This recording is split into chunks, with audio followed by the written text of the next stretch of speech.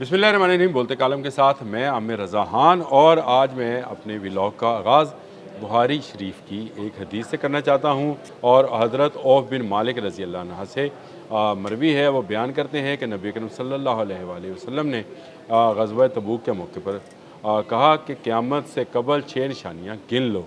और उनमें जो बड़ी निशानियाँ थी, उनमें उनके अपना जो था पर्दा फरमा जाना था, और उसके बाद बैतुल मुक़द्दस की फ़तह थी। फिर माल की कसरत है, फितना है, रोमियो से सुलह के बाद 80 झंडों का आना है। 80 झंडों के साथ गद्दारी है, गद्दारी भी शामिल है, वो भी मैं आपको बताता हूँ। और इसके साथ ये हर झंडे तले 12,000 फ़ौज होगी। ये मेरे जहन में क्यों आई बात, इसलिए आई कि एक तरफ जो है इस वक्त भी आपने हरमज़ में सुलह के लिए कोशिशें जारी हैं। इराक़ी वज़ीर-ए-आज़म गए, और उसके बाद अमानी जो है वफ़द वो तेहरान गया, लेकिन बरतानिया में एक बड़ी साजिश जो है रची जा रही है। यानी बरतानिया में आपने हरमज़ के नाम पर एक बड़ी कॉन्फ्रेंस या एक बड़ी मीटिंग होने जा रही है। अमेरिका के इमा पर यह मीटिंग बरतानिया में बुलाई जा रही है, ताकि ये दिखाया जा सके कि ये अमेरिका नहीं बरतानिया कर रहा है, और इसलिए अमेरिका तो फ़रीक है, तो उसके कहने पर तो लोग ईरान के ख़िलाफ़ नहीं आएंगे, लेकिन बरतानिया तजारत के नाम पर लोगों को वहाँ पर इकट्ठा करेगा, और एक बड़ी कॉन्फ्रेंस जो है वो किया जाएगा। आहिस्ता आहिस्ता बरतानिया एक बड़ा शिकार ईरान के लिए बनता चला जा रहा है, क्योंकि अमेरिका की भी शायद यही ख्वाहिश है कि बरतानिया को भी ईरान से मार पड़े। लेकिन मुझे जो है आप लोगों से कहना है कि आप होशियार रहें। ये 80 झंडों वाली जो हदीस है, कहीं इसका वक्त तो नहीं हुआ चाहता है क्या? जो 30 ममालिक जो हैं, 30 या 32 ममालिक थे जो इराक़ पर चढ़ते होते थे, अब क्योंकि ज़माना बदल गया है, गद्दारी का इस हदीस के अंदर ज़िक्र है, जो मैंने आपको बयान की, मफ़हूम बयान किया है, अरबी मतन बयान नहीं किया है।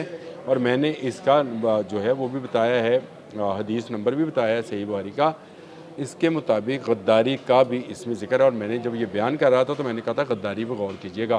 तो इसका मतलब ये है कि कुछ मुसलमान मुल्क भी, नाम नहाद ही सही, मुसलमान मुल्क भी इस गद्दारी में शामिल होंगे। सिर्फ मगरबी अक़वाम जो हैं वही शामिल नहीं होंगी, मुसलमान ममालिक भी इनकी मदद कर रहे होंगे। तो क्या आपको इस वक्त ऐसा सिनेरियो जो है वो नज़र नहीं आता है? लंदन में इत्तेहादी कॉन्फ्रेंस की जो बात है, ये एक बड़ी वेबसाइट एग्जॉस्ट ने जारी की है, और उन्होंने अपनी रिपोर्ट के अंदर ये बताया है कि सारे ममालिक जो हैं इकट्ठा होना चाहते हैं, ताकि आपने हरमज़ को ईरान के तसल्लुत से आज़ाद कराया जाए। अमेरिका क्या चाहता था, अब आपको समझ आएगी कि मैंने अपने एक व्लॉग में ये कहा था कि कीर स्टार्मर अब नहीं बचेगा।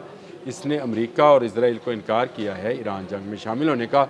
अब देख लें, बर्नहम जो हैं वो वज़ीर-ए-आज़म है, कीर स्टार्मर जैसे ही हटा है, अड्डे मिल गए, इन अड्डों से ईरान पर हमले शुरू हो गए, और आज एक बड़ी कॉन्फ्रेंस का मुद्दा भी सामने आ गया। इस वक्त तमाम दुनिया के अखबारात में, मीडिया हाउसेस में इस कॉन्फ्रेंस को लेकर बड़ी बातें चल रही हैं, लेकिन ये कॉन्फ्रेंस नहीं है, ये तजारत की बहाली के लिए नहीं है, ये आपने हरमज़ पर कब्ज़े के लिए है। अमेरिका, इजराइल और जो इस्लामी ममालिक इस तरफ थे, आपने हरमज़ के मगरब की तरफ, मशरक़ की तरफ नहीं, मगरब की तरफ जो थे, उन ममालिक के साथ मिलकर भी अमेरिका अपने हरमज़ पर आज के दिन तक कंट्रोल हासिल नहीं कर सका है, और ये उसकी बड़ी नाकामी है। इसीलिए जो है अब एक इत्तेहाद बनाने का, एक कंसोर्शियम बनाने का, एक बड़ी फ़ौज तरतीब देने का जो है चारा किया जा रहा है। और क्या ये तीसरी आलमी जंग का है? और मैं बारहा ये कह चुका हूँ कि नेतन्याहू ने चैनल 14 को इंटरव्यू देते हुए कहा था कि तीसरी आलमी जंग और तीसरी स्ट्राइक, याद रखिएगा ये अल्फाज, 2 स्ट्राइक्स वो कर चुका है, तीसरी उसने करनी है ईरान के ऊपर। और उसके बाद उसकी अपनी पेश गोई, अल्लाह करे उसके मुँह में खाक जो इस तरह की पेश गोइयाँ करते हैं, लेकिन तीसरी आलमी जंग का उसने ज़िक्र किया था। और तीसरी आलमी जंग चाहे बड़े पैमाने पर बहुत सारे ममालिक में ना भी हो, महदूद पैमाने पर भी हो, और लेकिन अगर उसमें इतने ममालिक शामिल हो जाएँ तो वो एक तरह की आलमी जंग है। और आलमी जंग के जो नुकसानात भी वो आलमी सतह पर ही होते हैं। इस वक्त देख लीजिए, जो पेट्रोल की, खुराक की, अद्वियात की सूरत हाल है, ये भी आलमी सतह पर है। ये कोई एक खित्ते, एक मुल्क, एक शहर के लिए मखसूस नहीं है। अगर ईरान के लोग इस वक्त तंग हैं जंग के हाथों, तो मिडल ईस्ट का कोई अच्छा हाल नहीं है, वहाँ पर भी यही हालात चल रहे हैं। और अगर मिडल ईस्ट में भी यही हालात हैं, तो यूरोप और अमेरिका तक इस महंगाई की لہر ہے، اور میں آپ سے کہتا ہوں کہ آج کا یہ دور جو ہے جس میں ہم زندگی بسر کر رہے ہیں، احادیث مبارکہ اور صحیح احادیث مبارکہ، بہت سارے لوگ جو ہیں وہ شاید روایت اور درایت کا مطلب ہی نہ سمجھتے ہوں، لیکن آپ کو روایت بھی دیکھنی چاہیے اور درایت بھی دیکھنی، دونوں چیزیں دیکھنی چاہیے۔ راوی کون ہے اور اس نے کس کو جو ہے الفاظ استعمال کیے ہیں، آپ کو نظر آئے گا کہ اس حوالے سے جو احادیث ہیں وہ بڑی واضح ہیں، اور آہستہ آہستہ وہ ماحول بنتا چلا جا رہا ہے جو اس پورے خطے کو ایک بڑی جنگ ملحمۃ العظمیٰ کی طرف لے کر جائے گا، اور اس کے بعد اتنے لوگ جو ہیں یہاں پر ان کی جان جائے گی کہ پرندہ بیٹھ نہیں پائے گا۔ یہ بھی حدیث میں مروی ہے، جس کا میں مفہوم بیان کرتا ہوں۔ میں عربی کو اس طرح سے بولتا نہیں ہوں، لیکن مفہوم اس کا یہی ہے، اور یہ کسی عالمی جنگ سے کم نہیں ہوگی۔ برطانیہ میں ہونے والی یہ کانفرنس جو کہ لندن میں رکھی جا رہی ہے، اس میں شاید ایسا ہی کچھ اتحاد بننے جا رہا ہے جو آبِ حرمز کو کھولنے کے لیے ایران کے خلاف نبرد آزما ہوگا۔ امریکہ نے دیکھ لیا وہ اکیلا کچھ نہیں کر سکتا، ابھی وہ روس اور جو ہے چین اس کی منت کر رہا ہے کہ آپ ان کو اسلحہ نہ دیں، لیکن یہ ہونا نہیں ہے۔ چین اور روس نے اس جنگ میں آنا ہے۔ جب اتنے ملک اتحادی ہوں گے تو روس اور چین اس سے باہر نہیں رہیں گے۔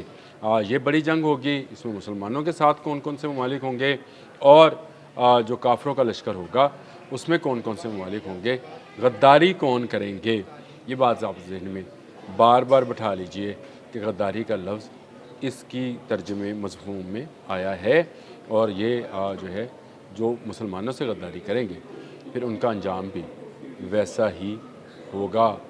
اس وقت سب لوگوں کو مڈل ایسٹ پہ نظر رکھنی ہے، اور سب لوگوں کو یہ دیکھنا ہے کہ آنے والے وقت کے لیے انہوں نے کیا تیاری کر رکھی ہے۔ دجال اپنا سسٹم جو ہے آہستہ آہستہ پھیلاتا چلا جا رہا ہے، اور آہستہ آہستہ مسلمانوں کو پیچھے ہٹاتا چلا جا رہا ہے، اور مسلمانوں نے باؤنس بیک کرنا ہے، اور تبھی ہم نے ان پر کامیابی حاصل کرنی ہے۔